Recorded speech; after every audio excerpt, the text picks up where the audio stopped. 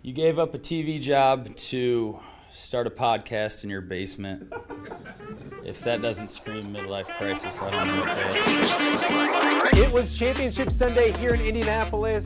What's the mindset then coming in as a defending champion? I want to win. No, I want to win. The young lady over my shoulder, Caitlin Clark. Not the best looking guy. And I don't think anyone's going to sit here and say, Matt Randazzo was really good looking. What has this last month, 2 months, 3 months been like for you? It's an important fan base for the Fighting Illini, is it not? It is. He turned 69 years young last week.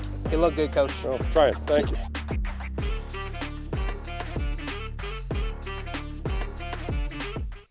Welcome to Off the Air with Matt Randazzo here on a Monday, October 6th. Thank you guys for joining us on a beautiful Monday. The last, I think, summer Monday of the year. It shouldn't be a summer Monday here in October, but I think one last warm day and then we actually get some fall weather. So I can wear a t-shirt today. Here soon I'll be bundling up here in the loft, trying to stay warm with the heater by my feet. But for now, we're good to go, ready to rock and roll on a Monday. Hopefully you guys had a great weekend. It was a fun weekend in the Randazzo household. No Iowa football, the bye week. Said that I didn't have to head up to Iowa City or do any Hawkeye radio network responsibilities. So really enjoyed a fun weekend with the family here in the fall before things continue to get busy. A couple football games, all of those kind of things, but a lot of fun, a good weekend in early October for sure. We want to welcome everybody watching us on YouTube. If you're watching us on YouTube, thank you for doing that. If you have subscribed, thank you. If you have not subscribed, please do so ASAP and tell a friend or 2 or 10 about what we're doing each and every weekday at 10 a.m. 5 shows per week. A lot of fun things to kind of talk about today and get you ready for, because we have some special shows coming up, really exciting stuff that we'll get to in just a little bit. So if you're watching on YouTube, whether it's live, whether it's later, thank you for doing that. We appreciate you. We are also live on X. X is always very good to us. So thank you if you're watching on X. Make sure you give us your feedback, your input, all those kind of things as well. Take part in the show. If you're on YouTube, jump on the chat and chat with us during the show as well. And also, you can check out the show on all the podcasting platforms as well. So Spotify, Apple, Podbean, iHeart, you name it. Wherever you get your podcasts, you can check out Off the Air with Matt Randazzo. And we encourage you to do that as well. Also, welcome to our viewers in Central Iowa. We've loved having you. It's been a bunch of fun, great feedback from you guys, and a lot of fun stuff when it comes to that area. Today's show, but also in the very near future as well. We're going to talk about a little announcement here in just a matter of moments. So thank you guys for joining us as well. A fun show today. It's a busy weekend. Everything's really crazy. You got NFL, Major League Baseball postseason, high school football, college, all of those kind of things. So a ton to cover on a Monday. Usually a Monday's a packed show, and that's exactly the case today. Coming up in a matter of moments, my good friend Kedric Prince will join us to talk about the Illini. They go on the road to Purdue, get that victory they needed. Rivalry game between Purdue. Oh man, the rivalry was heated on Saturday. No, Illinois played good football. They got the job done. They won that. And now they get number 1 ranked Ohio State coming up this Saturday in Champaign. And just 2 weeks ago, it was doom and gloom and 63-10 and all of those kind of things. Illinois, and hats off to Brett Bielema, has done a great job of riding the ship with a victory over a ranked USC team, and then to go ahead and knock off and beat Purdue, setting up an opportunity on Saturday against the Buckeyes, who are really, really good. So we'll talk with Kedric Prince, and we'll try to cover the Illini almost every day this week. We'll get Jim Matson on here and make me Mike Cagley, a few others as well. So we're going to break down that game throughout the week because it is number 17 Illinois hosting number 1 and defending national champion Ohio State at Memorial Stadium coming up on Saturday. So Kedric Prince in a matter of moments. Also, it's Monday. Usually we start with Pat Anger. Ked is the warm-up act, I guess, if that makes any sense. But Pat Anger will join us around 10:30, 10:35 before he begins his beautiful and amazing day of golf, because that's what he does, to talk about the bye week, Illinois, and God knows what else we'll talk about. So Pat Anger joining us later here in hour number 1 as well. Also in hour number two, we will check out the high school gridiron from a crazy busy Friday of high school football. If you missed any of it, go check out the View from the West Instant Reacts podcast. We do it every Friday with the guys from View from the West. So go to that page, View from the West, subscribe, check out the show from Friday. Ton of fun. One of the biggest games of the week was Riverdale and Erie-Prophetstown, and it's the Panthers impressing, proving the doubters wrong. Mitch, Greg, others picked against them. I think our good friend Ty Taylor. I didn't, but they all did. So we'll talk with their head coach, EP's head coach, Tyler Whitebread, coming up in hour number 2. And also it's Monday, and I love the sports radio aspect of the show. Yes, we want to have good guests and good interviews and fun segments and all those kind of things. Takes the show on the road, but I grew up listening to sports radio. I love sports radio. I love sports talk. So my good friend John Marx will join us later in hour number 2 just to talk sports, get all the hot topics. We'll talk Cubs. Huge game 2 coming up tonight with the Brewers. We'll talk NFL. We'll talk some college football, all of those kind of things. So that's coming up later in hour number 2 as well. As I mentioned, we're going to be taking Off the Air on the road several times. We take it on the road every Friday. Last Friday, thank you to Moline and Browning Field. It looked beautiful. We were at Browning Field on Friday. Check that show out if you missed it. This week, we're going to head to Riverdale High School, Port Byron, Illinois, and do the show from Port Byron from Riverdale. Riverdale will host Newman coming up this week. So that is the hope this week. Our good friends from Mobile Party Experience and Tim O'Neill will join us with that as well. And Greg Armstrong from View from the West has the day off work, so he's going to be joining us as well. So it should be a fun Friday for OTA. But the big on-the-road thing that I got to talk to you about is coming up on October 15th, so a week from Wednesday. We will take the show on the road. We'll be live at Iowa Men's Basketball Media Day. And if you look at it, we did the same thing for football. We went to Iowa City, did the show from Iowa Football Media Day. Ton of fun that day. Mark Randazzo was on the show, Kirk Ferentz, you name it. Several guests, several local Hawkeyes, several big name Hawkeyes. Addison Ostrango was on the show as well. So it was a ton of fun to do that. We're going to do the same thing for the men's basketball program and men's basketball media day. So we'll be live at Carver Hawkeye Arena with interviews, guests, all those kind of things. The timing will be different. I'm looking at probably a 1 o'clock start time. We'll remind you guys throughout. We'll make a nice, pretty graphic. It'll be beautiful. But next Wednesday, the show will be on the road from Iowa Men's Basketball Media Day. Really, really excited about that. So we'll share more about that as we move along this week and into next week as well. But that should be a bunch of fun. Don't forget the Hawkeye Tailgate Show comes your way this Saturday at 4 o'clock, 4 to 5 from Big Grove Brewery in Iowa City as we get you set for the Hawkeyes and the Badgers. That's a 6 p.m. kickoff. I'm really excited to welcome Jan Jansen to the show. She'll be live at Big Grove Brewery and on the show early in the hour. So if you're out and about on Saturday, you want to check out the head hawk and meet her and get some great beer and food and all that kind of stuff, join us at Big Grove Brewery coming up this Saturday at 4 p.m. for the show. We mentioned Iowa was on the bye week. They get Wisconsin at 6 o'clock.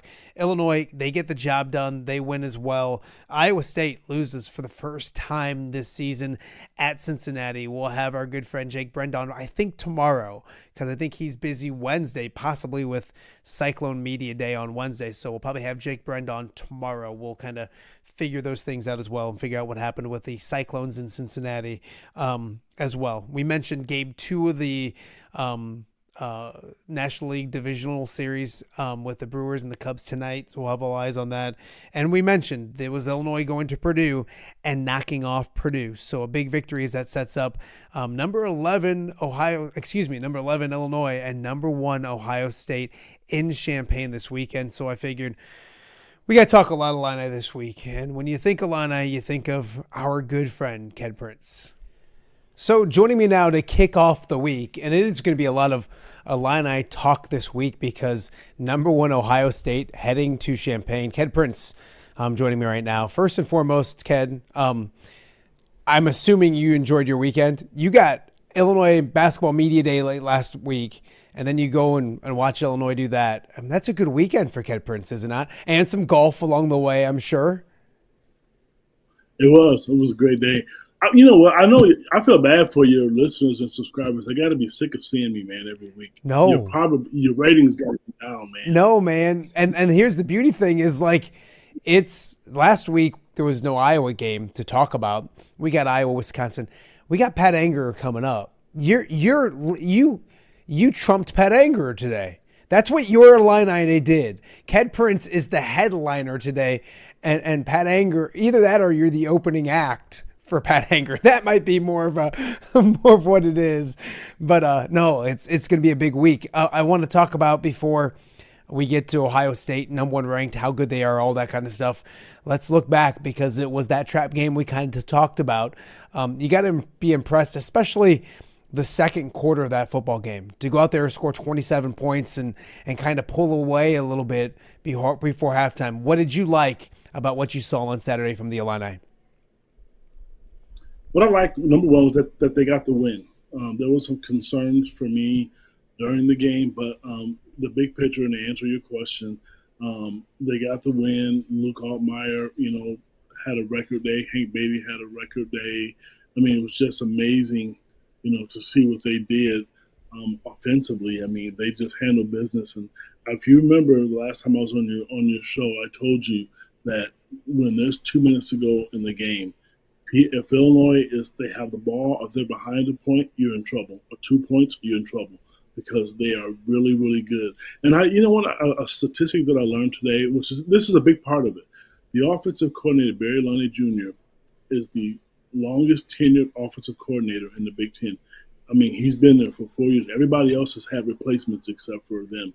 And that's probably why their offense looks so good, and why Luke Altmaier is so why he wanted to throw in the football. I mean, they trust each other. They know what they're doing with the ball. So it's still not a rivalry game. I was listening, to the broadcast, and they're trying to make it one. It's not, man. It's just not for me. It's funny. I had some backlash last week because Jim Matz and I talked about it too later in the week, that it's just not, and he agreed too. But some people tried to throw some long time, how many times they've played. It's not. There's no. I mean, and I even asked Jim Matson. I said, "Is it just the Quad Cities because of our closeness with Iowa and our rivalry there?" And he goes, "No." He goes, "Even downstate, there's not too much excitement when it comes to Purdue and Illinois." I want to talk to you about Luke Altmaier's son, because we talk about him a lot, as we should. He's really good. 19 of 22. Like, the ball hit the ground 3 times after he threw it. And honestly, I made this comparison, and I mean it in the nicest way. And I'm a Lions fan, but he reminds me a little bit of Jared Goff sometimes, with his accuracy, with the fact that the ball doesn't touch the ground very often. He's more athletic than Jared Goff, and Jared Goff's probably better than, obviously, Luke Altmaier. There's some differences, but when he gets rolling, accuracy-wise, he can be surgical. He can be really good, and that's exactly what very efficient on Saturday, wasn't he? You know what? He completed 83% of his passes. I will say this. I've said it from day one. If the offensive line can do their job and give him time to throw, you're going to be in trouble. That's why they struggled against Indiana. He was running for his life. And people can say whatever they want about – well, you said it. You mentioned it to me too. People were criticizing him. Oh, he's not that good. How do you feel after Purdue Saturday? Now, I know Purdue isn't great, and they're one of the worst defensive teams in the Big Ten, and we'll talk about that later in the show. But you give him time to throw, and the routes that they run, again, they've been there. Luke Altmaier said last week before the Indiana game, before the Purdue game, that he's been around Hank Beatty for for 3 years. They know each other. So the way they play together, the routes that they run, and he doesn't put the ball in harm's way, Matt. The way that offense runs, everybody is timing, and even if he throws a deep ball, it's always over the right shoulder. He's really good, and it's sad that people, if you look on a lot of draft boards, you don't see his name hardly mentioned anywhere. And this dude is just lighting up college football. Yeah, no, I think he's at least a mid-round pick in my eyes, and it's definitely somebody who's going to make a camp and contribute at the NFL level at some point. Defensively, and Purdue scored this year. They have, and I think Illinois fans expected that. I think that was some of the numbers, 300 yards passing. They went for 150 on the ground, so they nearly piled up 450 yards of total offense. Defensively, what did you see? Was there enough you liked? Obviously, Ohio State's a different challenge coming up next week. What did you think defensively on Saturday? It's funny you asked that. Before I joined your show this morning, I had a long text message with a colleague of mine about what you just asked. We just agreed to disagree. My argument was, and this is the true fact, there's 18 teams in the Big Ten. Illinois is ranked 15th. 15th defensively, meaning in terms of yards given up. And that's a concern for me. His argument was the number one in takeaways, blah, blah, blah. I think that's great. But what if you don't get the turnovers? What if you don't get the picks? What if you don't get the fumbles? You can't give up that many yards a game, and it is a concern for me. I will tell you this. I'm on record because once things are online, they're online, and you can't take them back.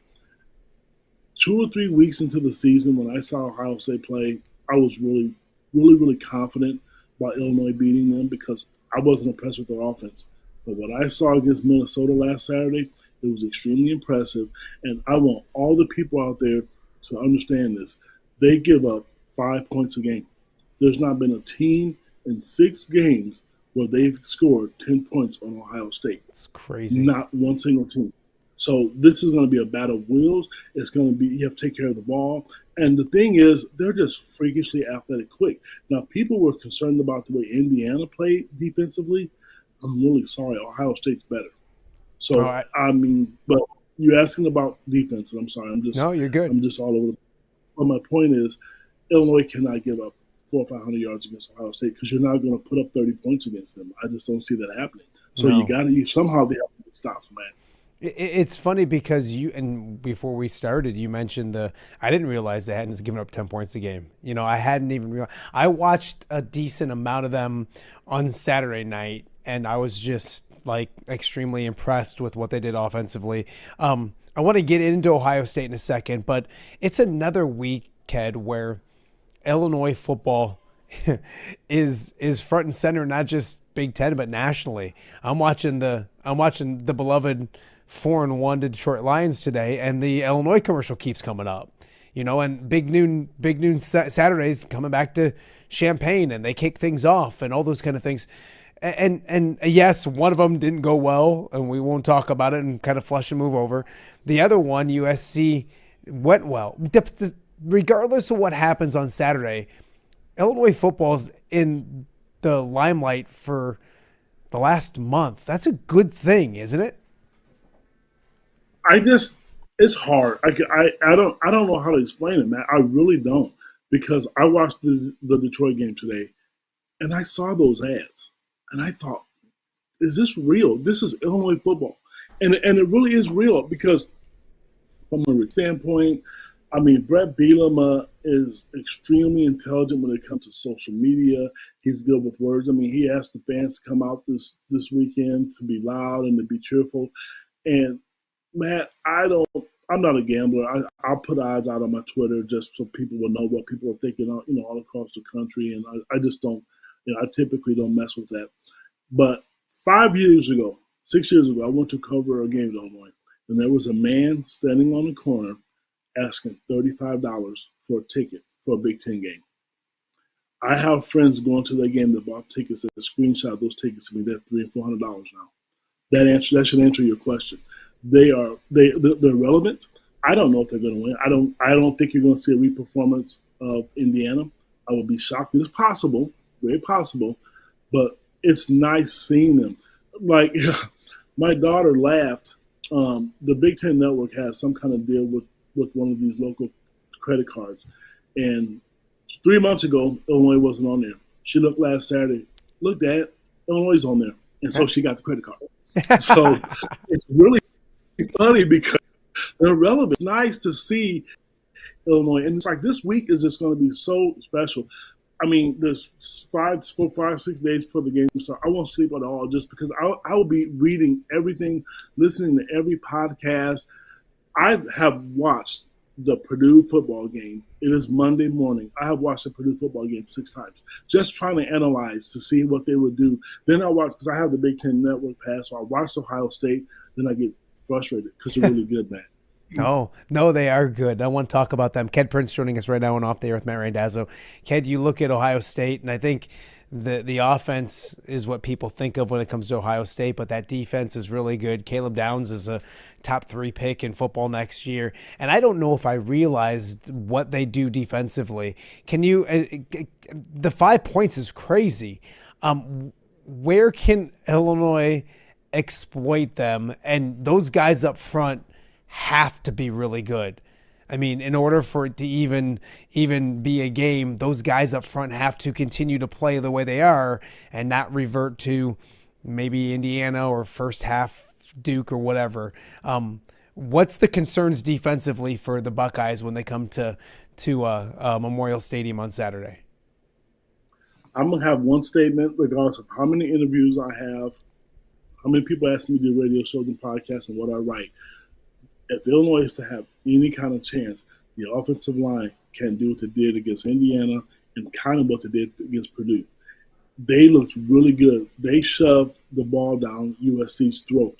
I didn't see that last Saturday. I really didn't, because Illinois couldn't run the ball right up the middle. There was a 4th down. You got, Fagan back there, who's a really, really, really good, strong push-up. If they don't block, if they don't get the push up front, it is going to be a long day. And if you give him time, I know the routes will be there, but they cannot have him get hit 4 or 5 times. Oh, I thought Indiana surprised me. They are extremely athletic. And to be honest with you, a lot of people said this isn't Kedric. A lot of coaches have said this about Illinois' offensive line. They're big, they're strong, they're physical, but they're not very athletic. Indiana's athletic defensive front, and so is Ohio State. Matt, they're quick, and they can get to the quarterback. If Luke's running for his life Saturday, it's going to be a long day. The whole key to them even scoring 10, 15, 16, 20 points is that offensive line. That's what they got to do to the defense. Because if you let them get to him, it can be a long day. On the offensive side of things, you look at or defensively for Illinois, offense for Ohio State. You go back to the end of the game, and they gave up 63. The back end wasn't good at all. Injuries, a dumb ejection. We can go back. We don't want to go relive all that, but the concerns are there again with top cornerback being out for the season for Illinois. I mean, everybody talks about Jeremiah Smith. You look at Cornell Tate, 9 receptions, 183 and a touchdown last week. Julian Sayin was 326 and 3 touchdowns. Yes, the defense is really good. The offense can sling it around. How does Illinois slow down that offense of Ohio State's coming up this weekend? I can tell you this. They cannot allow them to throw the deep ball. I think that's Illinois' weakest part of their team this year. Teams throw the ball against Illinois. And, I mean, if I'm scouting them and I'm being extremely objective, I'm going to throw the ball all across the field until they can prove that they can stop you. So my thought, if they have a chance, they're going to have to get turnovers, like I mentioned. One of my colleagues that we were talking about, and again, we were disagreeing with the situation, they need interceptions. They're going to have to fumble the ball. I think Purdue was loose with the ball, and so was Duke. I mean, and USC, they didn't turn the ball over. And USC has talent, but they don't have Ohio State talent.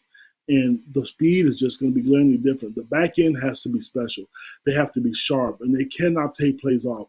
What I found against one of Illinois' Achilles is they'll fall asleep after a while. One of the defensive backs fall asleep, and then there's a long ball.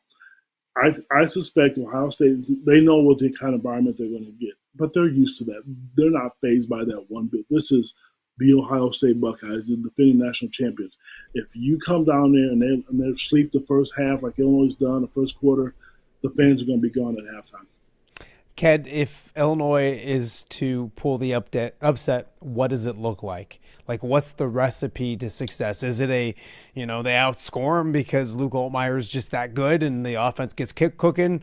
It's because they control the football. If it's because they get some takeaways, what does it look like if Illinois knocks off number 1 Ohio State on Saturday? This is probably a second grade answer, and please don't laugh at me when I say this. Man, they have to score more points. You gotta score. You cannot have a home game with one of the best offenses and best quarterbacks in the country and score 10 points. Yeah. That's it. If they have to have a chance, they have to try to, because Ohio State, like I said, they're going to rack up 400 yards of offense. They're going to score on a lot of that. The one thing I'll say, Illinois only gives up 24 points a game, and that part is good about the defense. At the end of the day, defensive coordinator Ian Henry said a few weeks ago, he realized that they're giving up a lot of yards, but 24 points a game, if you give up 24, 30 points against Ohio State, I think that's great. But I'm not avoiding your question, and I'm really not. I just think about what I just said to you. Ohio State's 5-6-0, 5-0. Matt, they have not given up 10 points to anybody. It's wild. They beat Grambling. I think they beat Grambling 70-0. And I think Minnesota has a good offense. And they came out Saturday. They looked really good and only got a field goal. And they were done. Yeah, they were done. No, and I think that's what gets overlooked at Ohio State. Yes, they're and even go back to beating Texas in the opener. They beat them 17-10. I mean, and yes, Texas, the blooms maybe off that rose a little bit. That kind of segues me into the next thing I wanted to talk to you about, because somebody put this up the other day on Twitter, and I kind of wanted to talk to you about it as well. You look at the top 10 teams to start the season, and then you look at them now. I mean, Texas is now unranked. They were 1. Penn State, number 2, they're unranked. Clemson was 4. They're unranked. 3 of the top 4 teams in the country 2 months ago are now unranked. You have Notre Dame at 16. Several outside the top 10 when it comes to LSU. Obviously, Miami's moved up as well. But the glaring thing there, Ked, is 3 of the top 4 teams not ranked right now. When you look at that, does that just mean that, like, college – I think we need preseason polls. I mean, they're fun to talk about. Fan bases get excited. But in today's day of college football, we don't know till we know, do we? We don't. And I'm going to tell you something, and I like your listeners, so hopefully they'll be intrigued by this comment. I think there's a reason for it, Matt. The reason I think you see those teams fall out is because of the transfer portal and NIL money. I think that's one of the reasons Illinois is good. Think back to college basketball season. How many Cinderella teams did you see last year? It didn't happen because you know why? All those teams, those great teams, they had money to go get better players. So the little schools, the little junior high schools that have, who upset the number 1 seed and number 2 seed, it didn't happen. Yeah. And I'm gonna tell you, for a guy who covers the University of Illinois, that the best thing that ever happened to the football program, women's basketball program, the men's basketball program has kind of been successful, is NIL money. Because you think Luke Altmaier will be at Illinois right now? No. Not that I'm saying NIL money, because he doesn't need the money. I want people to understand his parents are extremely wealthy. I think his dad's a doctor. But my point is, that portal gave them an opportunity to go get a player like 100%. It doesn't matter how much money dad has. If you can make $1 million, whatever. I'm just throwing this number out there. I don't know. But just a certain amount of money, you're going to do it. That's for you. Kat, honestly, you look at it, and now Illinois can do what other schools, and Iowa can do, and everybody can do what other schools were probably already doing, but doing it quietly and doing it illegally. I mean, honestly, it's leveled the playing field for college sports and for college football especially. And so, yeah, the Jimmies and the Joes are catching up with everybody because they can go out and spend their money as well and get good players. And Luke Altmaier, we've documented it. We've talked about it, Ked. Several SEC schools wanted him. And maybe 5-6 years ago, he might go there. And he didn't this time because he could. Yes, it wasn't all about money. I'm not saying that. We both know that it's not all about money. He wanted to stay at Illinois, but he wasn't staying in Illinois for free. You know what I mean? He's still making good money being at the University of Illinois. I agree with you. And college basketball as well. It's raised everything up a little bit. But man, 3 of the top 4 not to be ranked, and we're halfway through the season is just wild to me. It is. I mean, you think about what it is. I mean, look, UCLA and Penn State, that should have never happened. Wow. But the point is, like I said to you, and there are upsets, but that shouldn't have been an upset. I just think, Illinois got some really good talent from Wisconsin, some defensive linemen. The transfer portal made that happen. I like it. I really do, because Illinois football is relevant, and Illinois women's basketball. I'm not saying Shauna Green is on the level of what Brett Bielema does as far as going out and getting transfer portal players. She gets her good quality share, but truth be told, Illinois football is relevant because of that. And I do think Brett's a good coach. Don't get me wrong, but I think the portal put him ahead 2 years because Illinois football stunk. It was not a good. It was not in a good place. And I feel, you know what? I can't believe I want to say this. I kind of feel bad for the Iowa fans. They don't say anything. They're kind of quiet. And some of the Iowa fans are telling me, well, I'm going to watch Illinois play, and I'm happy for you. Some of them kind of, like when they lost to Indiana, I mean, I got about, hell, you'd have thought somebody died. I mean, people were really pouring out their hearts to me. And it's kind of cool because they're not used to it either. They're just not. And it's good. And the thing with Brett is that I'm a big fan. And when the day he got hired, a lot of people were, they were upset about it. It didn't matter to me that he came from the Quad City surrounding area. It didn't.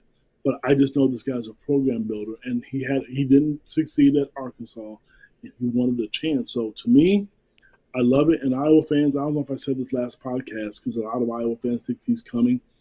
Google his contract, because I'm telling you, the buyout's unbelievable. He can't coach in the Big Ten. It's not happening. You said it. You say it every time. I mean, pretty sure you hit on that every time.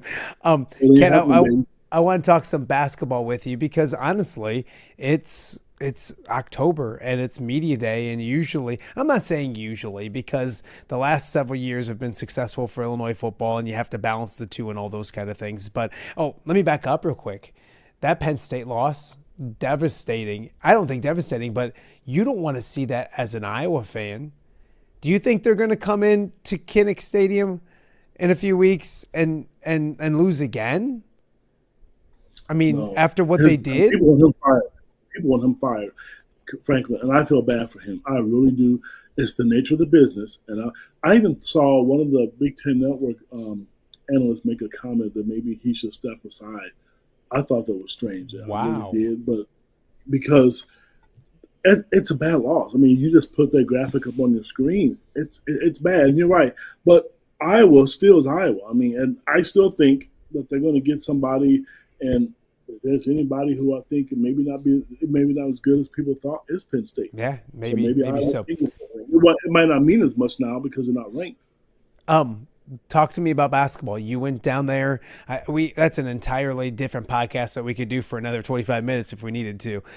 Just give me some headlines from what you saw at Media Day. It was last Thursday, I think, and we talked to Jim Madsen before he left. He mentioned that he just doesn't know about this team because it was a good quote. He goes, my travel budget for the TV station gets me to Galesburg, sometimes to Moline. He hasn't been to Europe to check these guys out yet. So, and it's a good point on his, because for so many years when Illinois had Illinois talent, Jim Madsen saw them all. I saw them all. You saw them all. Like we probably in person. Now we haven't for some of these guys. What was the headline that you got out of Illinois Basketball Media Day for the men? I think a lot of people were excited about the Ibise's brothers. It wasn't such a big deal for me. I think because you got 2 7-foot brothers. They're playing together. I did get a chance to talk to both of them, and they're excited to play together. I mean, but they're not like, I don't think they're as excited as maybe the media or the fans are because they grew up together. But they didn't think this would happen in college. So that part of it is kind of cool. What I took away from it, for me personally, and what I investigated and what I put a lot of time in was defensively. They hired a new coach, a guy named Cam Crocker from Colgate. Illinois needs to show up their defense. I just said the same. We just talked a little bit about football. Illinois was, I believe, 15th in the Big Ten last year in defense. They gave up over 74 points a game, and the other school right next to them was Iowa, but Illinois scored a lot of points. So me personally, I'm taking a lot into this. What are they going to do defensively? He said that there's some changes to be made, but it's a lot because they're used to doing the same thing. And, he's trying to get them to understand play defense in Illinois is that it's got to be 5 guys all believing in the same thing and the same philosophy down there. So that's going to be the thing that I take away from it is that part of it. There's a freshman, Keaton Wagler, that Brad Underwood talked a lot about being a surprise. He was a player of the year, in his home state in Kansas. But I will tell you, Kylan Boswell, the starting point guard, the quotes flying all over social media. His words were, that kid is cold. So for people who don't know what that means, it's cold outside. The dude is a good basketball player. So we'll wait and see. But those are the things that I took away from. But I really want to see them stop people. That's the thing. The knock on a lot of the European players, they don't guard like the American players, and that's been a knock. A lot of people have said that to me. I've argued it, but I lost the argument because, like I said to you, they gave up a lot of points last couple of years. That has to change. Yeah, defensively will be interesting. We'll be talking Illinois basketball, Iowa basketball, all that kind of stuff in the very near future. But for this weekend, it's Illinois football on everybody's minds. You're leading off the air with Matt Randazzo on a Monday talking Illinois football. Times have changed in Champaign and for good reasons. So I appreciate your time. Tell people how they can check out all your stuff before I let you go. Most of my stuff's on my Twitter page, which is @KedPrince4. My Facebook was allegedly supposed to be just for my friends, but it's kind of turned into a little bit of a media page. But I spend most of my time on to be honest with you, on Twitter when it comes to covering Illinois, and a little bit I just mentioned on Facebook. But this week I'm excited. I'm probably going to be tweeting a lot, so you might want to silence me because there's a lot going on, Matt. You're exactly right. I don't know what's going to happen, but the fact that it's a possibility. And that, like you said, all those commercials and ads and fans. Oh, I want to put this out there. I'm glad. I'm really sorry. The people who support me, I love you to death, but I do not have tickets. I do not have a parking pass for you. I'm really sorry. I'm not kidding you. I could show you so many text messages. I don't. And if I could, I would give every one of you one. And I can't make every tailgate. I will do the best I can. But this is cool, man. I'm telling you, I'm enjoying this, but I'm just putting it out there. I can't hook you up. I would always get especially when I was doing TV. I'd be like, I don't have any tickets to anything. In fact, I think I told you this. My 16-year-old had never been to an Iowa football game until the opener this year because I was working, and you have to be a certain age to be on the sidelines and use the credentials and all that kind of stuff. So yeah, no, it's an exciting time. So Ked will be down there. I'm on Saturday as well. If you see him, say hi. He's still doing stuff for WQAD. He's got his own stuff on Twitter, Illini guys, everything else. So he will be busy as busy can be. Ked, I appreciate you. Enjoy the week, and we'll catch up again next week, and maybe after they shock the world and beat number 1 Ohio State. Have fun, buddy. Enjoy it. Thank you. All right, that is Ked Prince joining us here on Off the Air with Matt Randazzo on a Monday in the Quad Cities. It's a huge week of college football, Iowa, Wisconsin. That game coming up as well. Iowa State will now look to have to bounce back after their first loss of the season. So a ton to get to. And we mentioned the Hawkeyes. They are on the road, or they will be at Wisconsin coming up this Saturday. After the break, we'll be joined by Pat Angerer for our weekly visit with Pat Angerer. All that and much more. You're watching Off the Air on a Monday right here in the Quad Cities. All right, be honest. Are you craving Hungry Hobo again? You know, that fresh sliced meat piled high on those amazing sandwiches, hot off the grill chicken and steak with all those delicious toppings, the biggest and best selection of baked potatoes, or simply some waffle fries dipped in cheese. Well, now that Quad City favorite is even easier to get. Download the Hungry Hobo app today. Order ahead, skip the line, and earn rewards all at the same time. There's Double Points Monday and exclusive specials as well.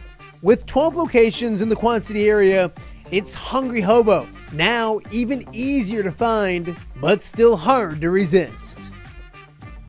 Rafferty Funeral Home, dedicated to serving families in the Quad Cities since 2007. Hi, welcome. Here, come on in. An experienced staff plans each service to reflect the unique life and legacy of your loved one. Rafferty Funeral Home is proud to serve our community with dignity, respect, and compassion, helping you to celebrate your traditions and lasting memories no matter your faith, culture, or budget. Rafferty Funeral Home in Moline. Call today to discuss prearrangements.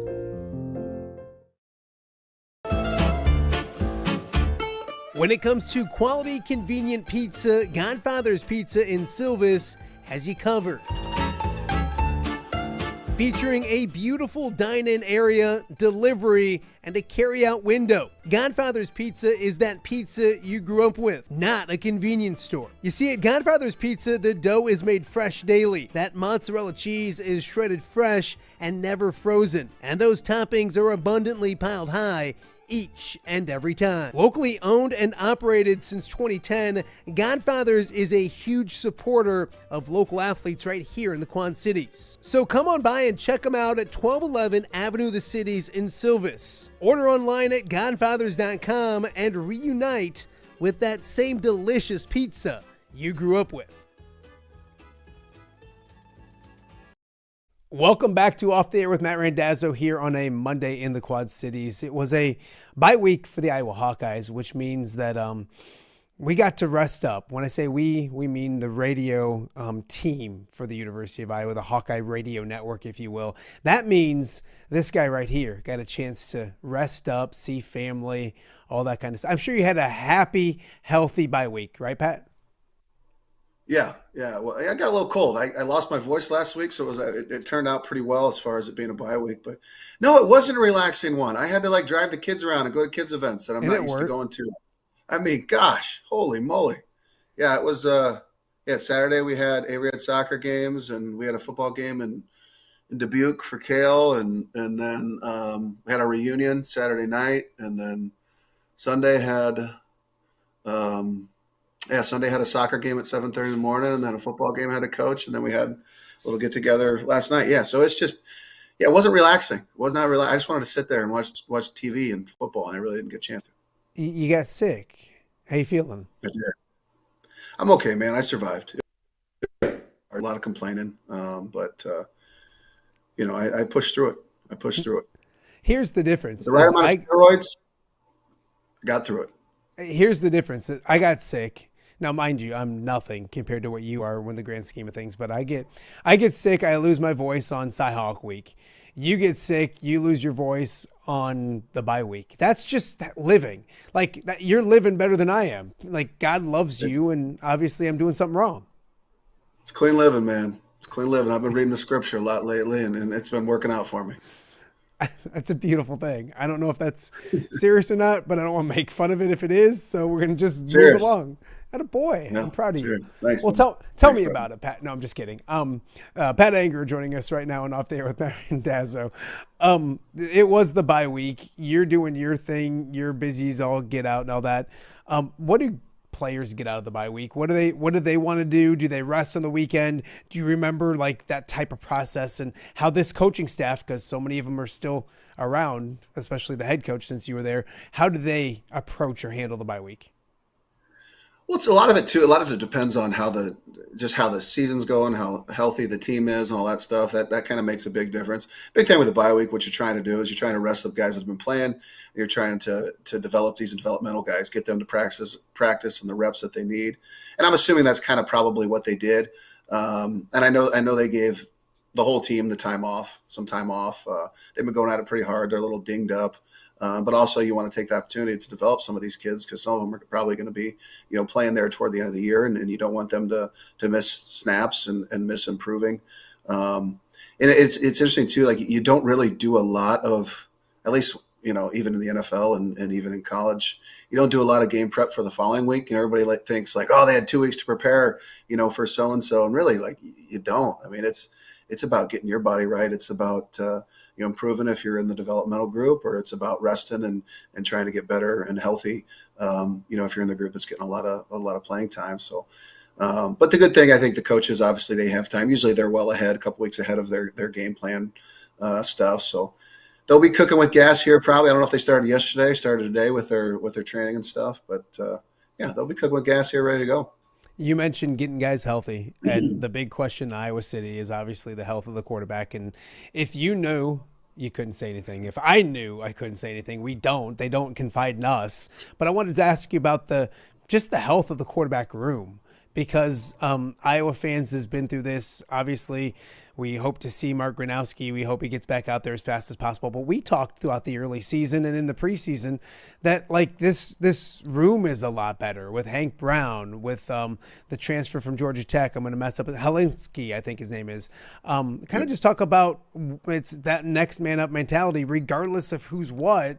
I think the room is much healthier than it's been in a long, long time. Yeah, it's funny this weekend, like everybody would come up to me like, hey, what's going on with Mark? What's going on with Mark? And I don't ask because I don't want to know. Right. Because I don't want, like, if it gets out or something like that, I was like, well, I told Pat, I don't want to know. I don't want to have that on me. So no, I obviously, me and you both have no idea. Hopefully he gets healthy. I mean, he's done great. He's improved every single week. He's a good leader. He really is kind of the heart of this team right now, and he's somebody that everybody kind of looks to, and they push. He pushes them to get better. I think, Hank's great. Hecklinski's great. I'm going to mess that up too. Yeah. Hopefully he doesn't play so you don't mess his name up. Depending, I mean, and who knows who's going to play quarterback, and hopefully Mark's back. But either way, we're going to still have to be able to run the football. This Wisconsin team, and I've only watched a little bit of film on them. I mean, they're obviously different offensively than what they used to be, but they're always very strong with their run game. Their run defense. They're solid with their run defense this year as well. Their safeties fly around, linebackers play well. They're aggressive. So no matter who plays quarterback, we've got to establish that run, and it's really just play Iowa football. Nothing's really going to change, no matter who's at helm. I always tell people, if they're wondering, like, inside information, Chad Leistigo, Tom Kakert, Tyler Tashman, they all know way more than we do. Like, people come up to me and be like, hey, I'm like, I don't know, follow Tom, follow Chad. Right. They know way more than what they don't tell us anything. They just tell us where to be and when to be there and all that kind of stuff as well. Pat Anger joining me on OTA. It is Wisconsin. It's a great rivalry game. Do you have, and I believe we talked about this during the off season, but you have some interesting memories from Camp Randall, don't you? Oh yeah. I guess we do. Yeah, that game kind of changed my life. Actually, the last time. Well, no, it wasn't the last time. But my sophomore year up in Wisconsin, everybody got hurt except for me at the linebacker position and a true freshman. And instead of putting me in, they put the true freshman in because he had earned it. And he was more reliable, and they could count on him more. He was a better leader. He was more prepared, and it was a kind of a turning point in my career where I was like, hey, you've either got to move on to another profession, or you've got to step up and change. And luckily for me, I grew the hell up and took ownership and where my life was at and where I put myself in. And that was a big moment for me and kind of my future. And and then what's interesting, the following year, we played Wisconsin at home, and I started and had 16 tackles and 2 interceptions. So it's just kind of like, what a difference a year ago. I was going to quit, my life was over, my career was over. And then the next year, 16 tackles, 2 interceptions, Big Ten Defensive Player of the Week. It's just, that's why you just got to keep swinging, man. You never know what's going to happen in your life, and trust the process and keep getting after it. And luckily for me, I had a good group of people around me and good coaches that, didn't give up on me, but also held me accountable. And now you have a weekly segment on Off the Air with Matt Randazzo. Like, think of the trajectory of your life since that. Now I'm just on the down. It's not ideal. It's been rough. What is it about Camp Randall Stadium? Do you have thoughts of that place? I know we see it, the jump around. It's one of those atmospheres in college football that people always talk about. What can Iowa expect? What can Iowa fans, if they go up there, expect when it comes to Camp Randall? Yeah, I mean it's always a good time. Night game, it's the fans kind of get after it. They do the jump around thing. I don't know. I haven't been there in a while, and I don't know how. Hopefully, they still got the support and all that stuff. But yeah, night game in Camp Randall. Those are always fun. But to be fair, I mean, they were a little bit better when we were up there playing them. So I don't know. We'll see. We'll see if they've got that same energy. They always have a good fan base. They always have good support, and hopefully it's still there. Maybe I just always expect the worst in life, but like I know Wisconsin's down and they haven't won a lot of games and they've struggled, but it's still always Wisconsin to me, and it's still always a rivalry game. I'm sure that's exactly what this team's talking about. Kirk Ferentz is reminding his guys of. I know they're down a little bit, but this is still. I mean, they got talented football players. It's at their place. It's a rivalry game. It's not an easy task by any stretch of the imagination, is it? No, I mean, gosh, yeah, and I only watched maybe the first or so half of the Wisconsin-Michigan game. They drove right down the field on Michigan, and they got a quarterback it was his first start. Drove right down the field on really great drive, spread the ball around, moved it around, like just tough physical. They've got Midwest boys that play really hard, and they're going to punch in the mouth. They're going to fight, and hopefully we can get on them early. Luckily last year's game kind of got out of hand early for us and scored a lot of points, and hopefully we can continue to do that. Not having Caleb Johnson, I mean, that was kind of nice to have Caleb Johnson last year, but we've got a really good group of running backs, and hopefully with that bye week they've been able to get healthy because they all bring a lot of challenges to the defense, and we're definitely going to need them. And obviously we'll rely on our offensive line, who's been stellar all year, but they do have a tough run D. Their defense has been solid. They play extremely hard, and they're fast, and they fly around, and got a lot of active safeties. And so, yeah, like you said, man, it's Wisconsin football. They're tough guys. They're going to fight. They're going to scrap. They've got some big boys, and we'll be ready for a little Donnybrook, up there in Madison. I know you had a busy weekend. Did you watch any other college football, or and not even watch, but did you see Penn State lost to UCLA? Yeah, it was not funny, but it was just weird. I was driving back from Dubuque, and we were listening to the Alabama Vanderbilt game, and then came home and watched the end of it, I think, or something like that. And my wife's like, "Oh, Penn State's struggling." I'm like, "Really?" Like, I didn't even think about just even worrying what that score was. And yeah, interesting. Did not see that coming at all. I don't think anybody saw that coming. That was wild. I want to put this graphic up for you, and this is what's crazy about college football. You look at things, and this is the preseason top 10, and number 1 Texas, number 2 Penn State, number 4 Clemson. Here we are, week 7, so almost halfway, a little more than halfway through the season, and none of them are ranked in the top 25 anymore. Is there something we can take out of that? Is it that preseason rankings are dumb? I know they give everybody a chance to talk, and people are excited about the season, so that's always fun. But is there anything to take out of the fact that we're here through 7 weeks of college football, about halfway through, and the top 3 or 4 teams in the country from the beginning of the season aren't even ranked anymore? Yeah, it's preseason rankings are just all about promotion. It's just all about it. I wish that they would rank. I wish they would probably rank them halfway through the season. Let's start ranking the teams halfway through the season. But they want to rank in the beginning so they can be like, hey, week number 2, we've got number 3 versus number 4, and that's how they, and that's what they want to do. But if you want, and it's because the hard part for me is like if you've got a team that starts out the season unranked and they lose early, they're not pretty much done, but it's a tough deal to get back up. You got a team that's ranked really high, who's done nothing, ranked really high at the beginning of the season. They lose a game, they're going back maybe 5 or 10 slots. Like it doesn't make any sense. So they should, my opinion, the fair way would be to start ranking. The first ranking should be halfway through the season. Then you kind of know, and then those are more of kind of the true rankings.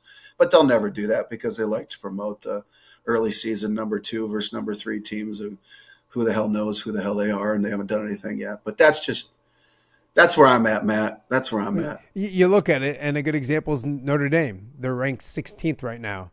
They've lost 2 games. Yeah. Iowa's lost, but they're ranked really high at the beginning. And that's why they're still 16th. Yep, it's just it's stupid. It's stupid, but it's all whatever. Before I let you go, because I know you have a busy day at the office to do, aka I got to golf, Matt. I love how you're getting hydrated. That is water, right? Yeah, no, I've got, I still am on some meds, so I'm a little bit dehydrated here. Uh-oh. Okay, Yeah. so did you watch any football yesterday? Did you see the play in the Arizona Cardinals game? I just Sports Center this morning when I was watching. Why? Gosh, what are we doing? What are we doing? Just hand the ball to the ref. Just hand the ball to the ref. That's all you got to do. Score a touchdown, hand the ball to the ref. It sucks, man, because it's probably the only time he's ever done that, and it's just. But dude, what are you doing, man? Like, come on. I always get back to. I'm a Lions fan, obviously. Barry Sanders, who's probably, I don't know. Do you remember Barry? Are you young enough to? I remember. All right, I remember just Barry, the best. He's the GOAT. Sorry, Walter Payton fans and Emmitt Smith fans and all that kind of stuff. Barry was the best. And every touchdown, he just walked over and found the referee and just handed him the football. And it's like, and everyone said he was boring and all that kind of stuff. Well, guess what?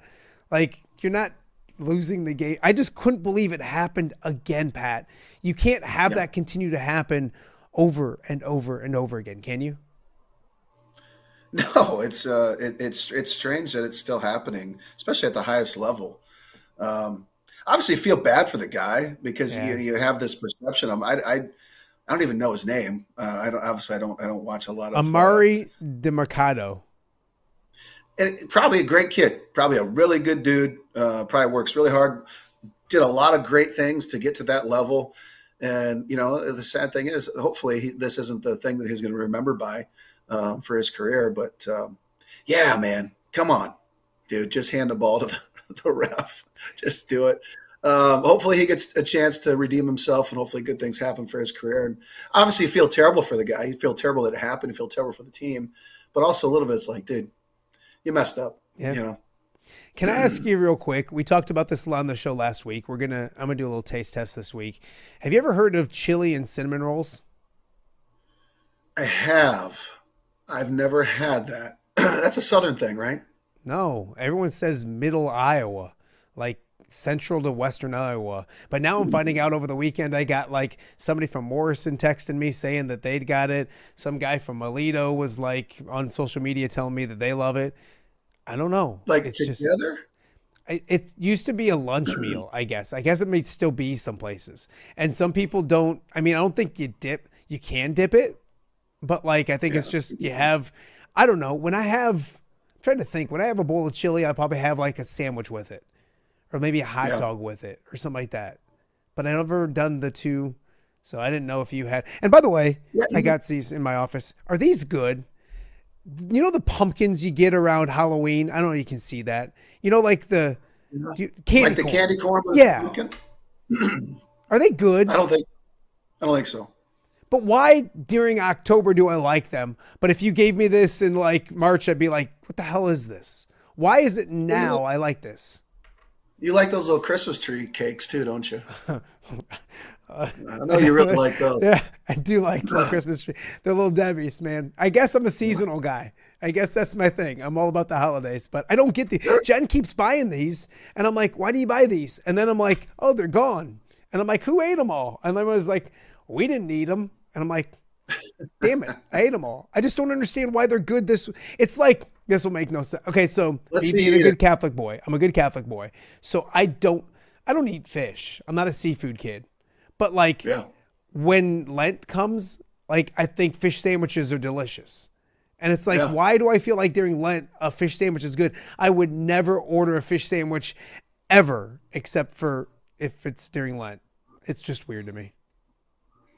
Yeah, man, I'm sorry to hear that. Sorry to hear that you're going through that. Sorry, I went off on my food problems with you. I apologize.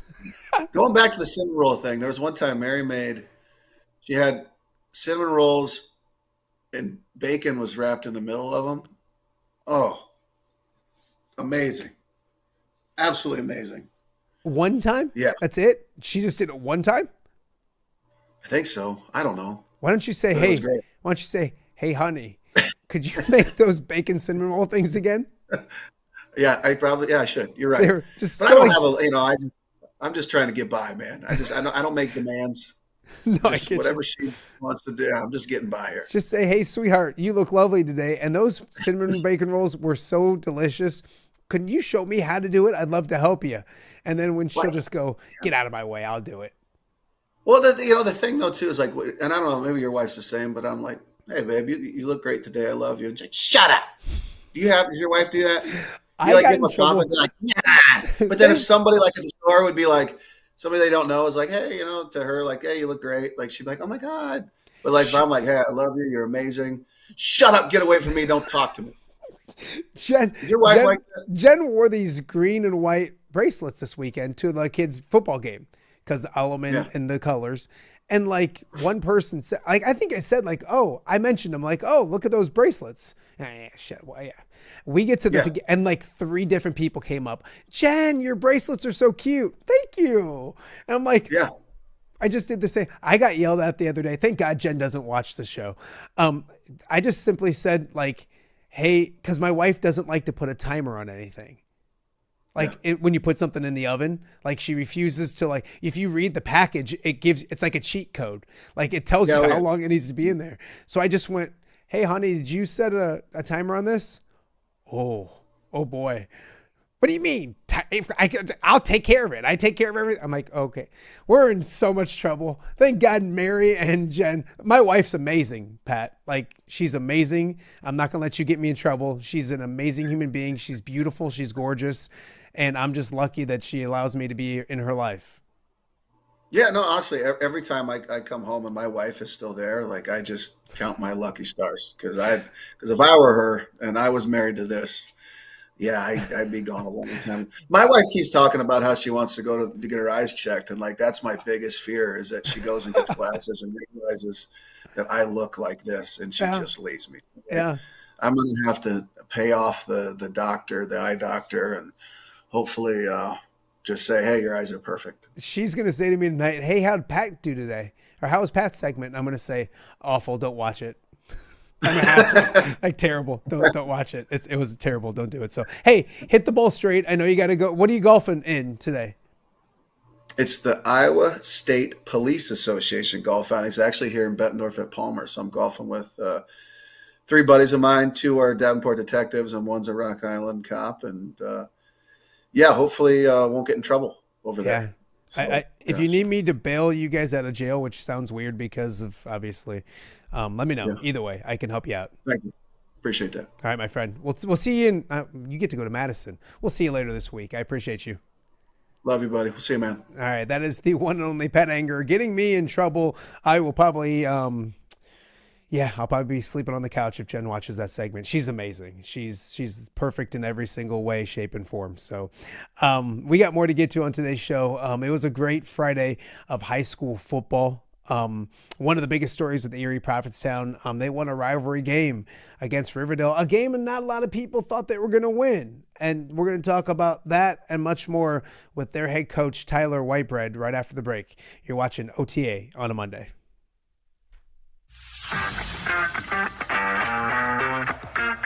Are you looking to take your next party, tailgate, or golf outing to the next level? You need mobile party experience. MPX features 3 top-of-the-line party trailers equipped with all the amenities you need to party like a rock star. Smart TVs, Yeti coolers, JBL sound systems, grills, bathrooms, and much more. Mobile party experience is an experience like no other. Check out my-mpx.com or call 563-514-1470 and book your mobile party experience today.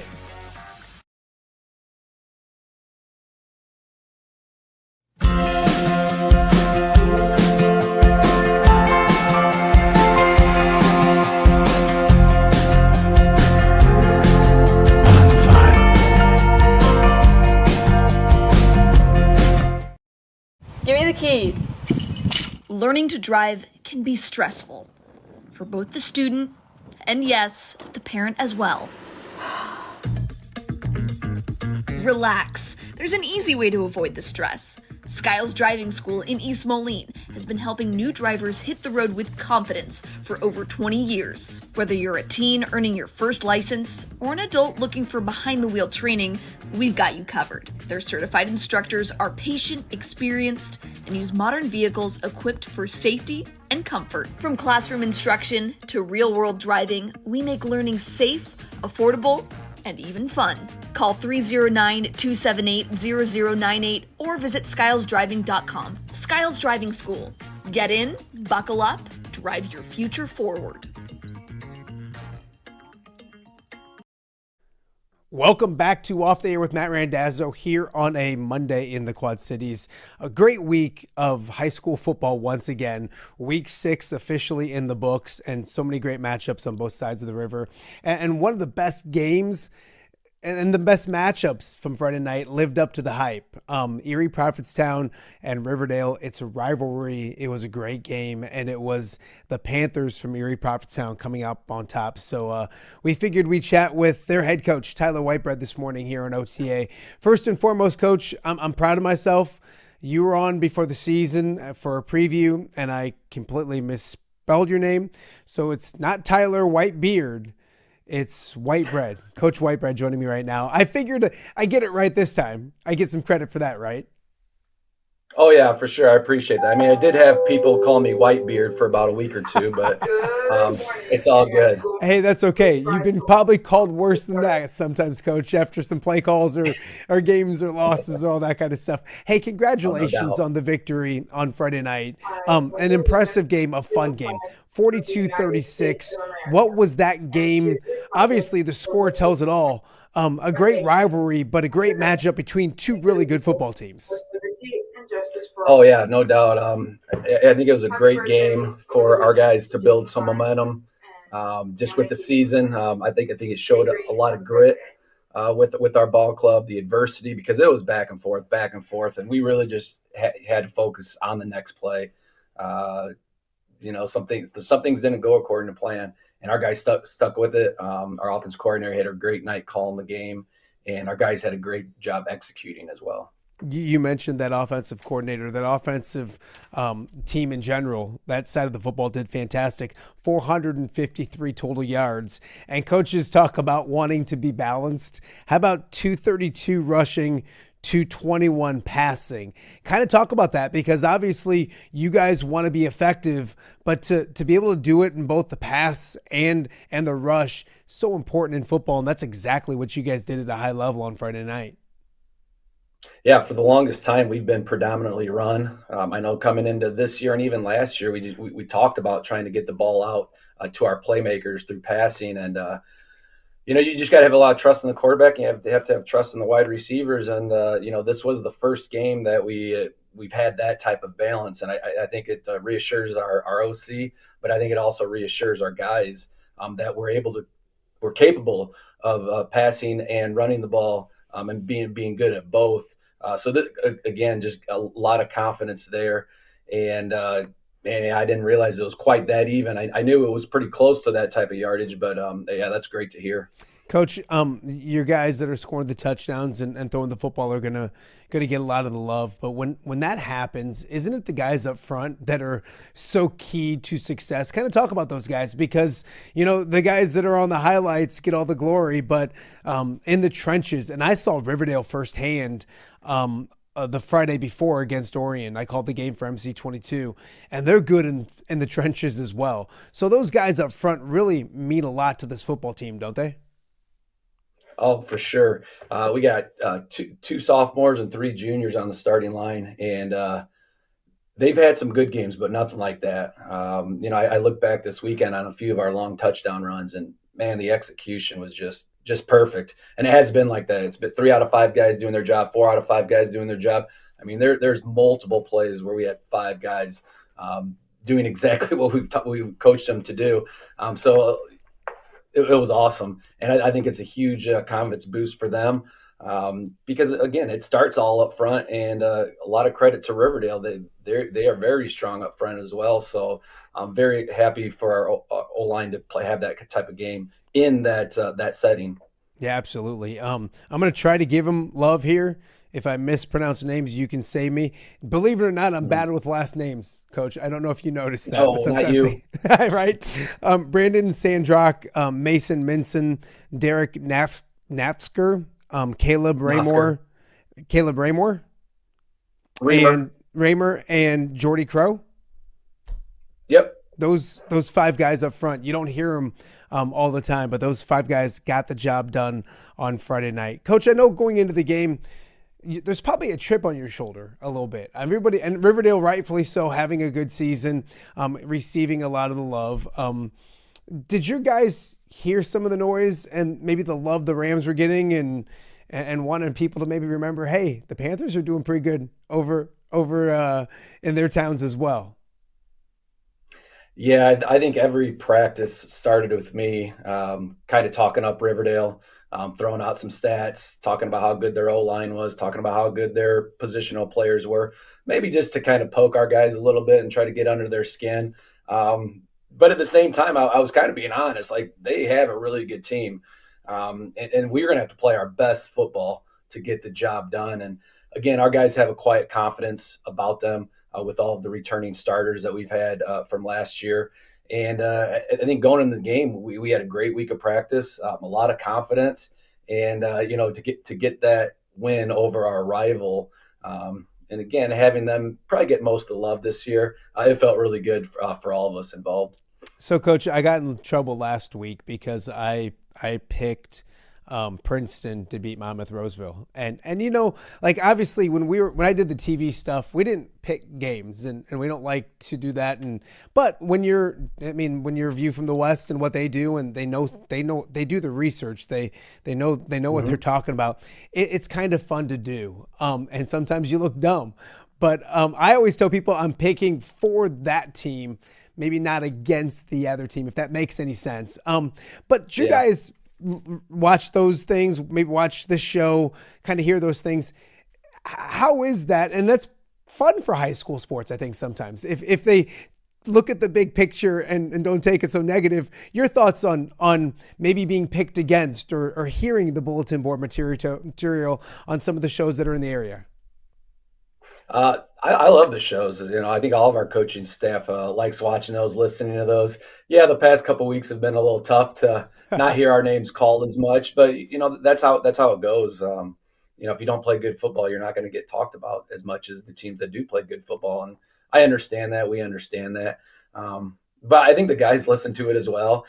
So any type of motivation, any coach will say that. Any type of motivation you can give to your guys, we're the underdog. I like that mentality. I like having the underdog look. It was funny. I was talking to Coach Winkler just before we had this meeting just this morning, and he said, "Now everyone's praising us. This isn't good. Like everyone's on our bandwagon." I said, "Yeah, I know. That's how it goes." But we trying to keep our guys grounded after a big win, and again, it's a lot of fun. I think it's good to hear your name, on the radio shows and TV shows and all of that. So our guys are eating it up, I would say. No, absolutely. It's the fun of high school athletics. And hey, if you guys need me or Greg or Mitch to motivate, feel free. Just if we get it wrong, no slashing tires, don't egg my house, and don't get too carried away with it at all. But I want to point out that Mitch and Greg, I believe, picked against you. So I'm just pointing that out because I didn't pick that game, and I got in trouble last week. So I want to make sure they get in as much trouble this week as they possibly can. Tyler Whitebread joining me right now and Off the Air with Matt Randazzo. Coach, you mentioned about because you guys are getting a lot of well-deserved positive pub right now. There's another big game coming up this week against a team that needs it as well.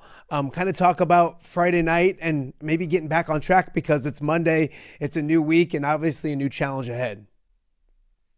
Yeah, today we'll briefly talk about Friday night, and we'll try to close that chapter of the season.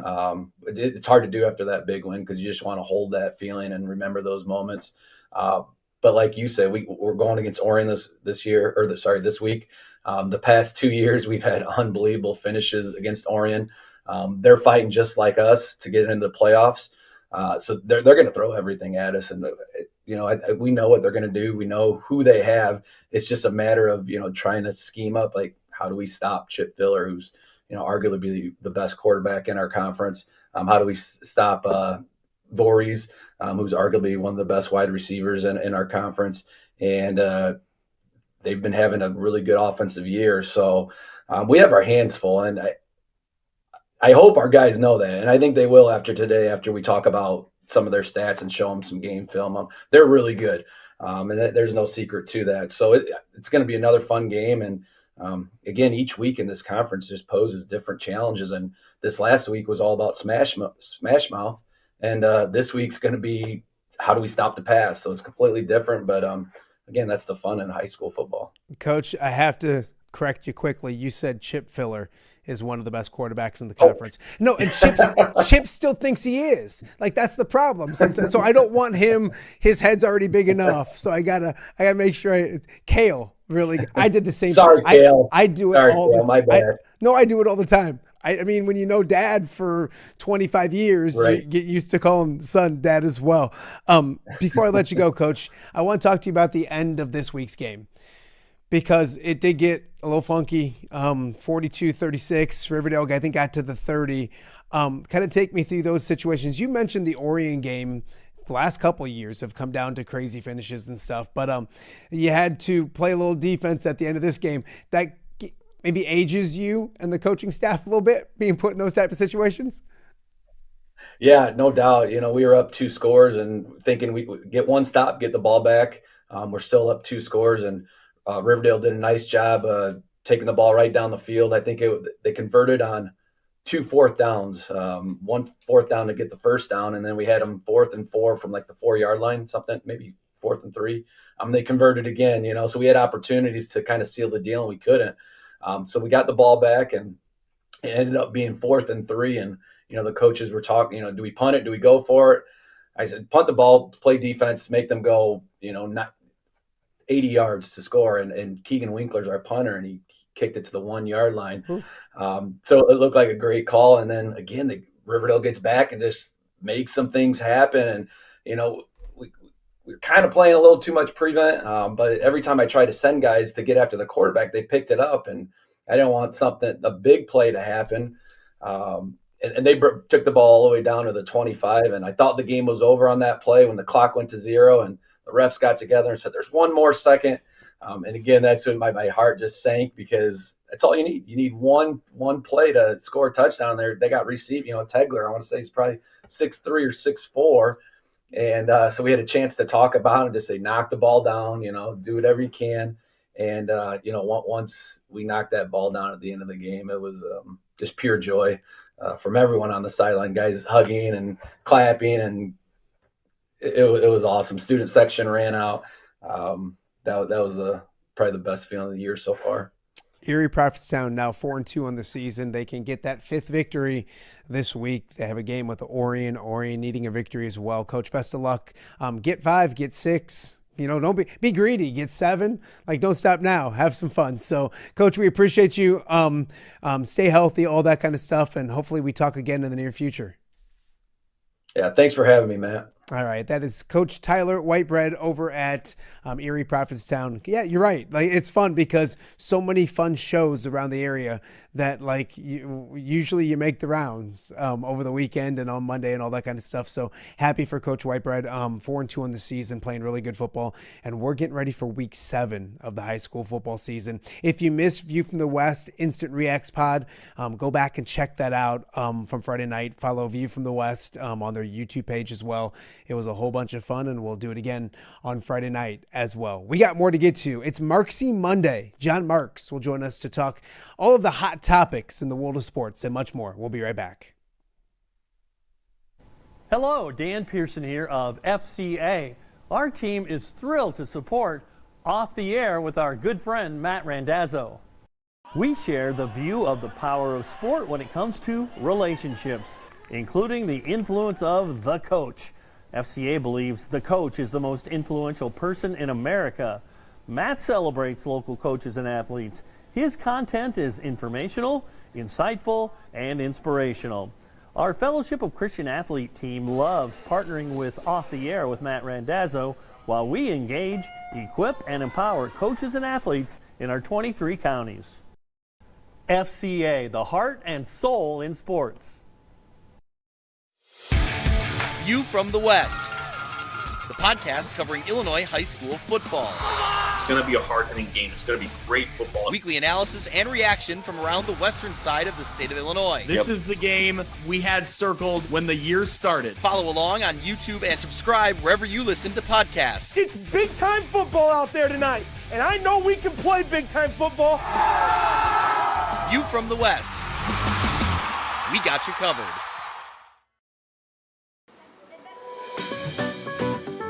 Are you looking for the Quad City's best chips and salsa?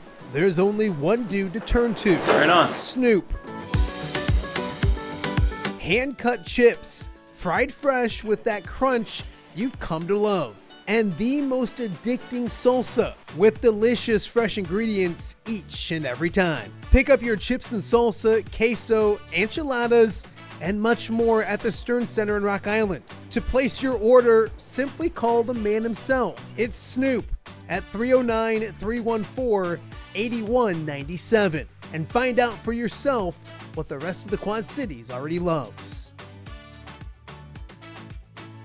Welcome back to Off the Air with Matt Randazzo here on a Monday, October 6th, a fun, fantastic time of year in the world of sports. You get done another weekend and you're like, wow, there was postseason baseball. Cubs play tonight. We haven't talked much about that yet. You got the NFL wrapping up week 5 of the NFL season. College football was amazing. High school football, ton of fun once again. So I like to spend my Mondays like I like to spend, well, a lot of days during the week, calling John Marx and saying, hey, let's talk sports. And that's what we do here on our Marxy Mondays. Johnny, thank you for doing this. How's your weekend before we get rocking and rolling? Good? Kind of busy. Yeah, I did the Moline Rock Island game Friday night on MC22. That one got away from the Rocks. The Maroons are really, really good. Pay attention, Western Big Six. They will win a couple games in the playoffs, maybe more than 2. So You heard it here first. All right. Saturday, did some boxing on television. Got to go see the Central Dutch play at Loris, and my dear friend Dominic DiApro, who's a tight end for Central, got to see his family. His parents are amazing and wonderful to me. And yesterday kind of chilled and worked. And watched the NFL. That's a beautiful thing. So we can talk a lot about that NFL here in a second, but I want to start with Major League Baseball because it was an up and down roller coaster week for the Cubs. Obviously, they win that wild card series against the Padres. Bunch of celebration, and then you get a day, you got to refocus, go 90 miles north and try to figure out how to beat the Brewers that are really good. You get a Michael Busch home run to start the game off and you're thinking, okay, like here we go, and then it just goes south fast. And when you got a guy like Nico Horner making an error in the first inning, which you never see, it just didn't feel like they, and it's an easy excuse, but they were ready for game 1. Is tonight a must win when it comes to the Cubs and the postseason? I mean, it's a lot to put on it. I don't want to be a doom and gloom guy, but it's super important tonight, isn't it? Well, Matty, let's kind of turn that to the right a little. If you're a New York Yankee fan and you just got smoked twice, think about that. You're down 2 bagel and going home. So yeah, absolutely. You always want to split on the road. And in any short series, if I'm the Cubs, yes, there's worry. If I'm the Brewers with Jackson Cheriot, I think with his hamstring, he might not play. That's an issue. But starting Matthew Boyd on short rest, again, I'll never question anything a big league manager does. Might not have been the right thing, but with Cade Horton and the blister, you don't know. And so, yes, is this a must win? Every game in the playoffs is a must win. But yes, you can't kick this to the curb and go back to Wrigley Field down 2 bagel. It's just because the Brewers are so good. Yeah. And I think the Yankees can actually play with the Blue Jays, but the Blue Jays swing it better than anybody in the game. So contrasting, the Brewers are a club that can score, they can pitch, and I think the Cubs had a big letdown after getting past the Padres, which again, you know much I hate the Cubs, and that's okay. But I also, Nico Horner is my favorite player in the game. He and Kyle Tucker. So it hurts to root for the Cubs. It doesn't hurt me to root for Nico Horner, but their backs are squarely against the wall. And I know it's only 90 miles and there's a gazillion Cub fans that make that trip, Maddie. Yeah. but it's still the Brewers on the other side, Yeah. and the Brewers still won 95 games. I want to talk about game 2 more in a second, but I want to go back to game 3 of that wild card and the 9th inning. Carson Kelly, it was a ball. Yes, it was a ball. He stole the pitch. But isn't, yeah, you just mentioned it, and you're an old school baseball guy. Framing and stealing pitches and that kind of stuff, like that's the game to me. And I get next year they're going to start pounding on their heads and they're going to review it and it's going to be a ball, and I get that. And you know that we both have friends that are umpires we like to make fun of. And you don't like any umpire ever. Your thoughts on that sequence? Was it a horrible call that should never happen?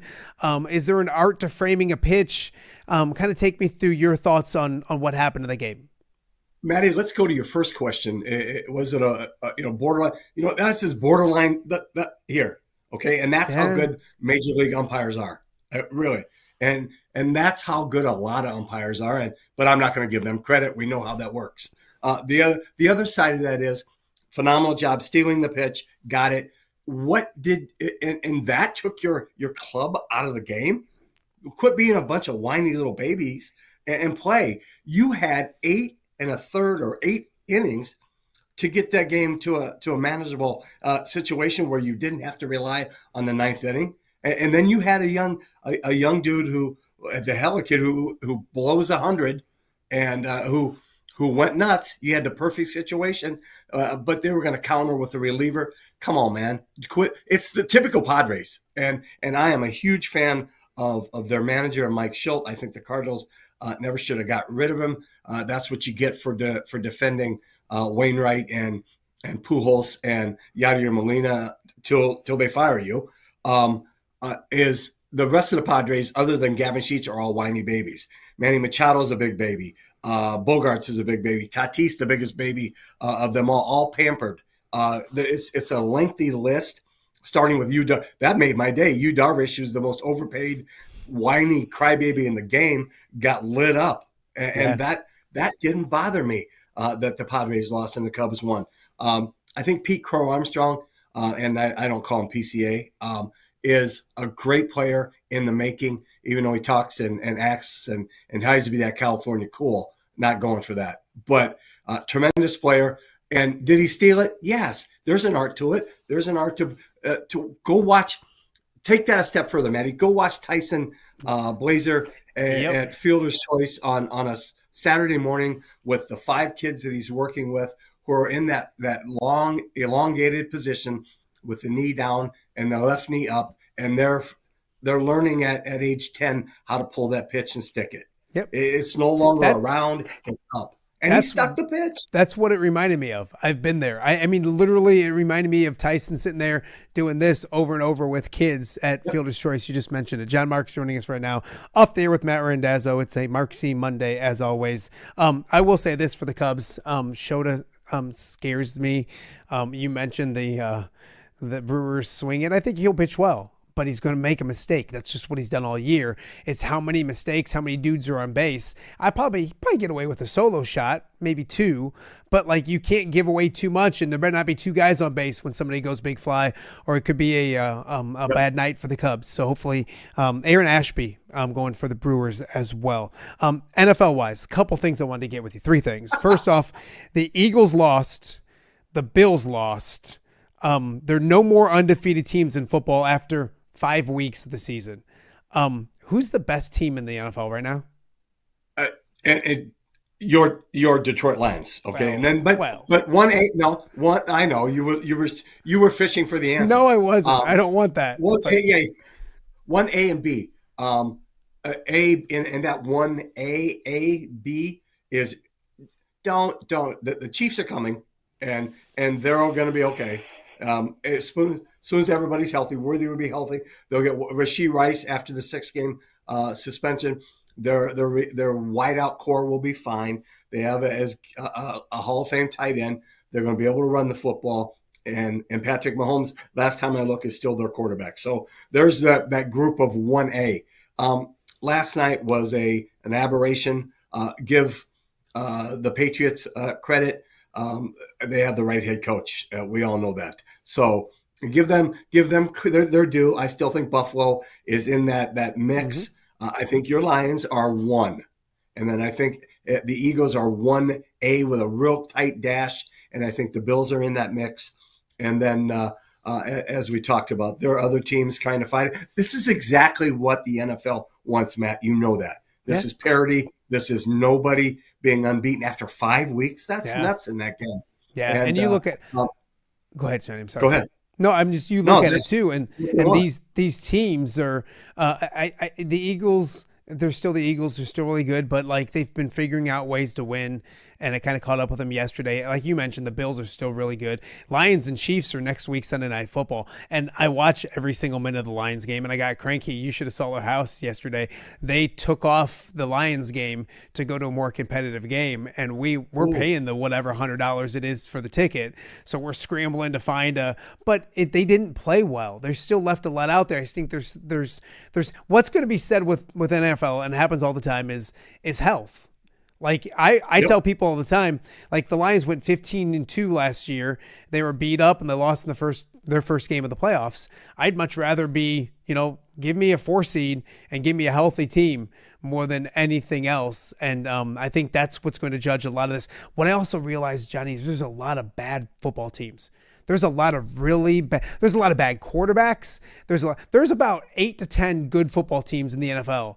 And then there's about like 10 really bad football teams. And then there's a bunch of in between. But no, there's just like a lot of bad football teams. But you're right. The next Sunday night will be Lions and Chiefs. And I think right now that's a really good matchup. I don't know if the Lions win it, but through 5 weeks, that's kind of the grouping right there. And it's crazy because 2 weeks ago, the Chiefs were done.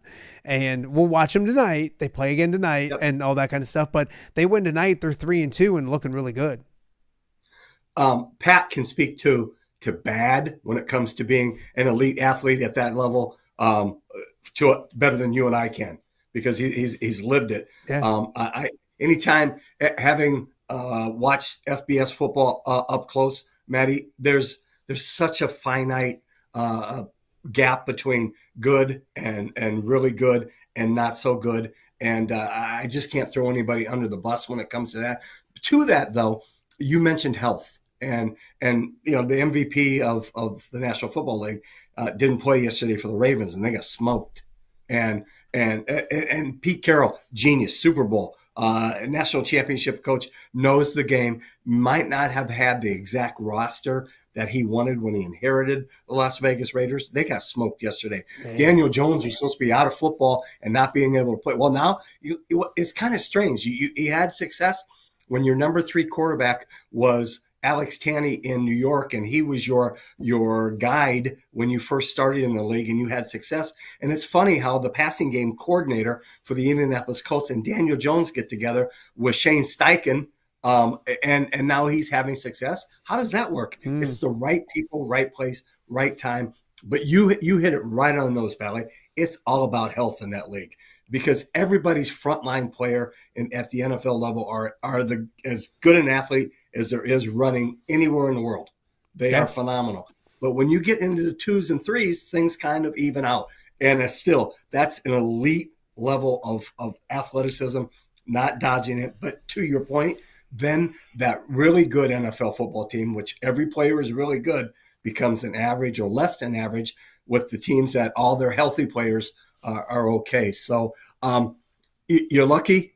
Your Lions are relatively healthy. But I go back to the point, as we talked about, Maddie, 1A, and then B, and then there's some separation right now with guys that are struggling.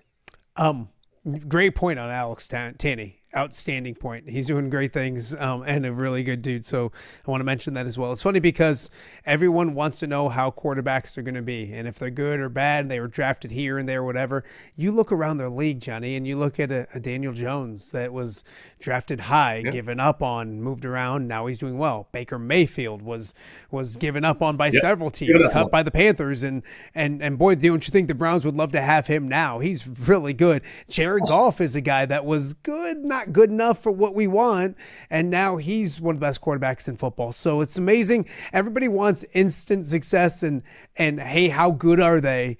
It usually it can take a while, and sometimes it can take several years before they find their niche, fight the right situation too. And I want to piggyback on that because Bears don't play yesterday. And I'm like, okay, it's a refreshing day where I don't have to Bears fans get mad at me. I don't have to talk about Caleb Williams. And I get text messages this morning and some messages because, all right, Bo Nix beat the Philadelphia Eagles yesterday. Drake May beat the Buffalo Bills yesterday. Jaden Daniels beat the Chargers yesterday. That's the draft class. Despite not playing yesterday, it wasn't a great day for Caleb Williams because everybody's comparing him to everybody else.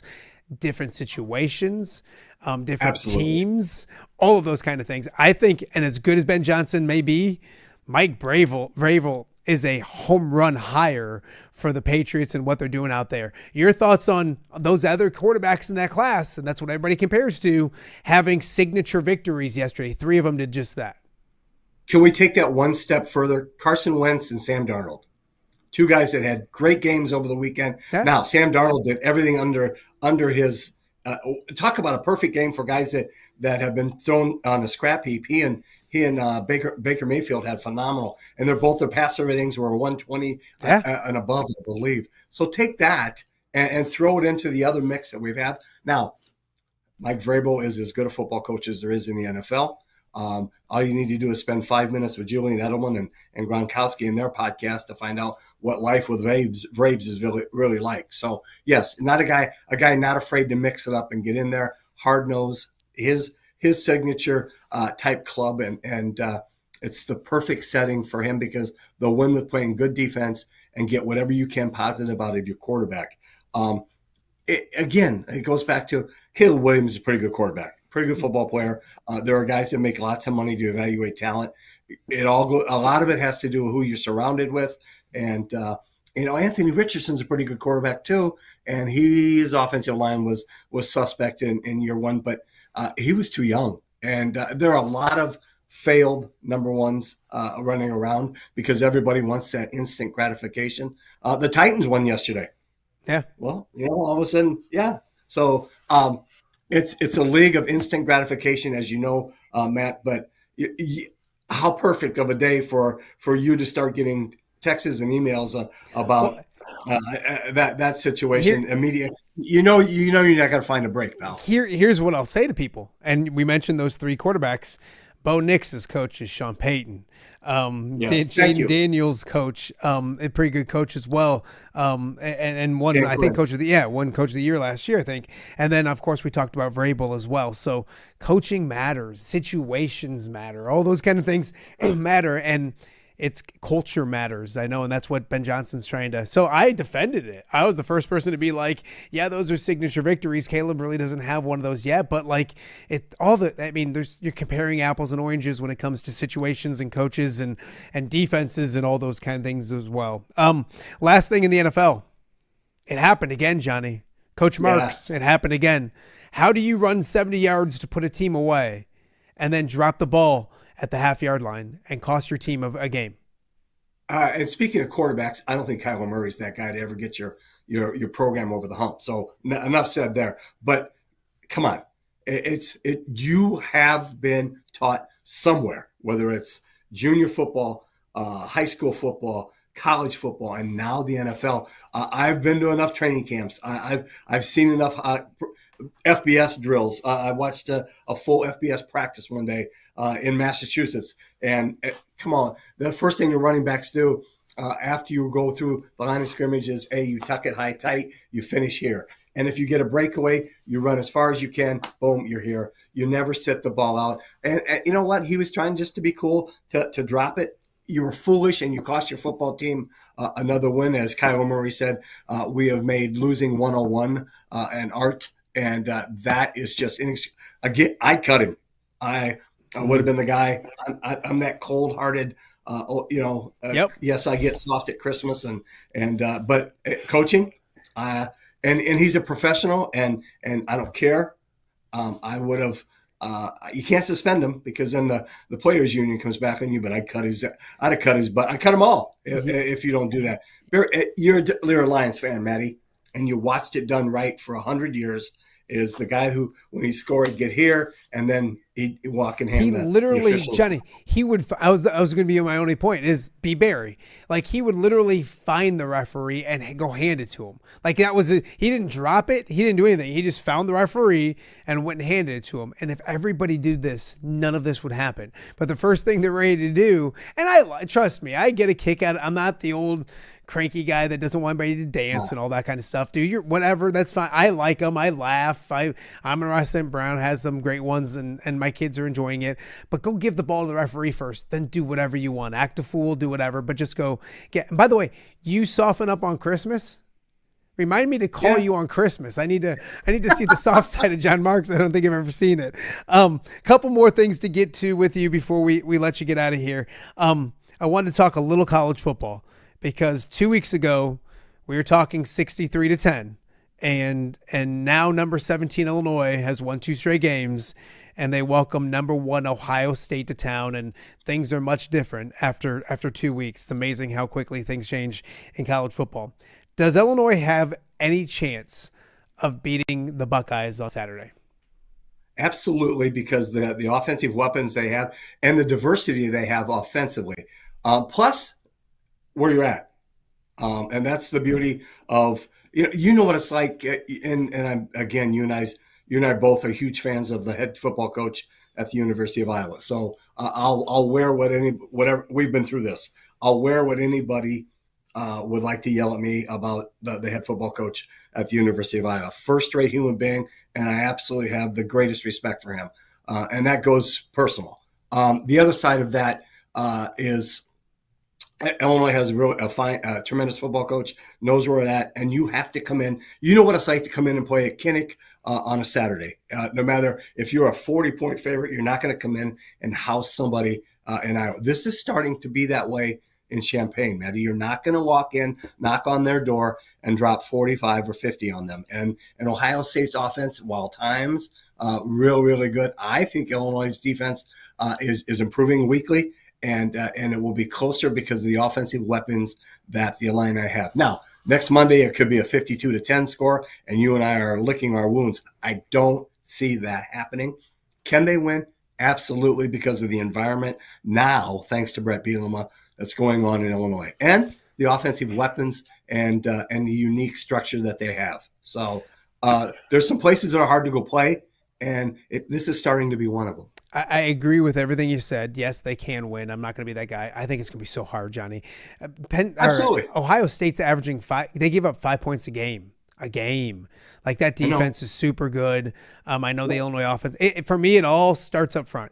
If Illinois can give Luke Altmaier some time to throw the football, they can stay in it. They got to score. They're not going to win this game 20. They're not going to win this game 17-13. Like they have to score with Ohio State in order to win this football game. And you mentioned it. Here's the thing. All week long, and you may watch some of the Lions game on Fox yesterday. You see these big noon Saturdays, and Ohio State goes to Illinois. Like that right there is worth its weight in gold. Like the fact that Kedric Prince was on earlier in the show, and he's like, he used to see tickets to games go for like $30, like people trying to get rid of them. And now you look right now, and like $300-400 people are paying to go to this game. So I think it's good for the university, for the program. Brett Bielema is doing an awesome job. I don't know if Illinois can win the game. I don't. And everyone like, oh, you hate it. No, it has nothing to do with that. I don't. The weaknesses of Illinois play into the strengths of Ohio State so well that a lot of good things have to happen for Illinois to win the football game. But like you mentioned, there's people who say that about the University of Iowa all the time and going to Kinnick Stadium. I think atmospheres are a thing. I will say this, though. Memorial Stadium and the atmosphere is getting so much better. But like Ohio State's not going to be intimidated by going. Absolutely not. Like that's the thing. I mean, it's just it's a really good environment, but they've one of the biggest places of them all and all that kind of thing. So it should be fascinating as well. Do you got a pick for the Cubs game tonight before I let you go? Yeah, I think the Brewers win. Or I'm going to get out my rosary at 3:00 and work it that way. I told you, I cannot live with the Cubs' success. I haven't. 2016 was a tough, and I felt great empathy for all the people that waited. My wife's whole family are Cub fans, and her grandfather passed before they won. So that was, and all the celebrations, that was cool. It's over. They got their win. They got their World Series victory. No, Let's move on. Never again. No, that was, I can go another 108 years. I'm okay with it. Johnny, so go ahead. I want the Brewers to win. What's that? You know this. I've told you this story, but when the Cubs won the World Series, here I am. Kids were sleeping except for Charlie. He was probably 7, I think, at the time. And I'm like, and I did. I got a little emotional, and I'm just like, this is. I understand. And Charlie stood up and goes, "Dad, I've been waiting for this my entire life." And I said, "You're 7. Shut up." Like, what are you talking about? Like, we're going to go. We did. I said, we're going to go visit Grandpa Guy's grave tomorrow and let him know that the Cubs won the World Series, because he waited his entire life and it never happened. So don't give me this whole, like, I've waited my whole entire life. So it should be a good game. Cubs and Brewers, great rivalry, all those kind of things. And Mondays are always fun, Johnny. I appreciate it. I'll see you tomorrow. You're putting up with me again. It's Rocky Moline this time on the volleyball courts. We'll have the call on MC22. So we'll see you then, my friend. I appreciate you. Appreciate you, Maddie. Thank you so much. All right. That is John Marx, Marxy Monday here in the Quad Cities. Part of this show has to be sports talk in my mind. That's what I grew up listening. That's what I grew up loving. And I love the interviews. I love to chat with people and all those kind of things. But I love the sports talk angle and aspect of it as well. So Marxy Monday, at least for one segment a week, and we do more of it, but at least for one segment a week gives me the opportunity to do just that. Speaking of some interviews coming up this week, we're tracking down an assistant coach from the Iowa women's basketball team to join us. We're excited about that. I'm trying to catch up with Brock Harding as well. Had a scrimmage this week down at TCU. He played great, 14 points, 11 assists. So kind of talk about the Moline grad and his move to Texas. So that and a bunch more things we're working on this week as well. We got one last time out. We'll wrap up the show right after this.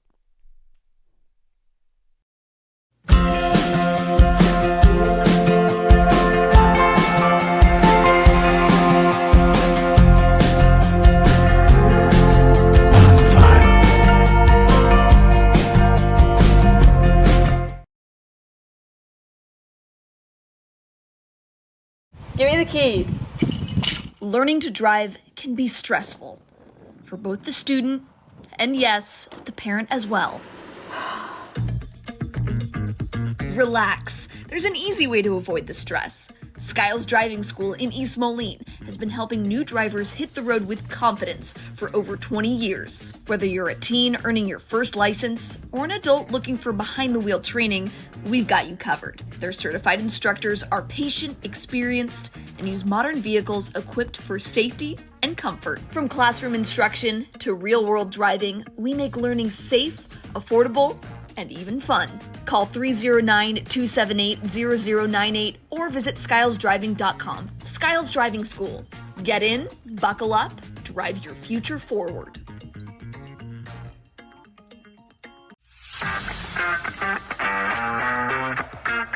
Are you looking to take your next party, tailgate, or golf outing to the next level? You need Mobile Party Experience. MPX features 3 top-of-the-line party trailers equipped with all the amenities you need to party like a rock star. Smart TVs, Yeti coolers, JBL sound systems, grills, bathrooms, and much more. Mobile Party Experience is an experience like no other. Check out my-mpx.com or call 563-514-1470 and book your Mobile Party Experience today. Welcome back to Off the Air with Matt Randazzo here on a Monday, October 6th. Thank you guys for joining us. It's been a fun way to start the week. Fun Monday here on the show, and it should be a busy week as usual, as we got a lot to get to. If you're just tuning in, Kedric Prince kicked off the show. It's a huge week for Illinois football. The Illini will host number 1 ranked Ohio State in Champaign coming up on Saturday at 11 a.m. So we'll talk about them throughout the week. Come check out what Ked, had to say. We had our weekly chat with the radio analyst for the Iowa football program and Hawkeye Radio Network, Pat Angerer. I think Pat probably got me in trouble with my wife. I hope his wife doesn't watch. I know my wife doesn't watch. So my luck, she probably will. But always a good time with Pat. We also had Tyler Whitebread on from Erie-Prophetstown talking about their big victory. And then a whole bunch of topics with John Marx on Marxy Monday.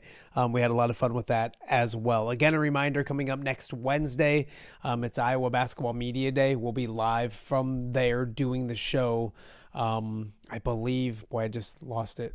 I believe the press conference starts at noon, so we'll probably get fired up maybe around 12:20, 12:30, and then kind of go from there. So we'll keep you guys updated, but we'll be live at Carver Hawkeye Arena, a bunch of interviews, bunch of fun, kind of similar to what we did with Iowa Football Media Day. So it should be a ton of fun as well. This week off the air, we'll be on the road on Friday. Pretty sure we're heading to Riverdale High School. They'll take on Newman in a big game as well. So we will check in Port Byron on Friday. The Hawkeye Tailgate Show this week is live from Big Grove Brewery from 4 to 5 on Saturday. We'll kick off the coverage on the Hawkeye Radio Network, and we'll do so with Iowa women's basketball coach Jan Jensen. So one heck of a way to start that show off if you're in the Iowa City area on Saturday, 4 to 5.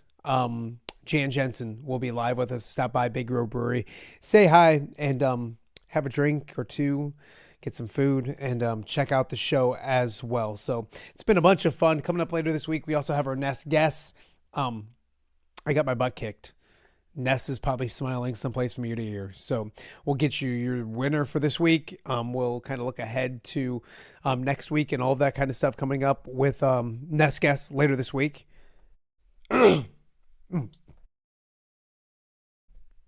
Sorry, cough button didn't go well there. But and then also we got a bunch of other stuff as well. So it should be a fun week here on Off the Air with Matt Randazzo. Coming up later this week as well, we're hoping to have an Iowa women's basketball assistant coach on. Jake Brent probably tomorrow, Tom Caker tomorrow. You name it, we got it. So we got a lot more to get to throughout the week right here on Off the Air with Matt Randazzo. I want to thank you guys for watching. I want to thank our sponsors as well for allowing us to do this each and every day. Tell a friend or 2 or 10. Make sure you subscribe to all the YouTube channels and all that kind of stuff. Enjoy the rest of your Monday, and we'll see you back here tomorrow right here on Off the Air.